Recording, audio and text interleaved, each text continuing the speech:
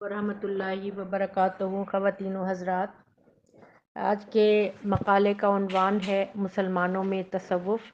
یہ گزشتہ سے پیوستہ ہے اور گزشتہ ہمارا عنوان تھا تصوف اور انسان، اور آخری جملے جو تھے وہ اگر آپ کو یاد ہوں، شریعت، طریقت، معرفت، حقیقت۔ اہل تصوف کے نزدیک شریعت طریقت تک پہنچنے کا ذریعہ یا طریقت کا چھلکا ہے، طریقت معرفت تک پہنچنے کا ذریعہ یا معرفت کا چھلکا ہے، اور معرفت حقیقت تک پہنچنے کا ذریعہ یا حقیقت کا چھلکا ہے۔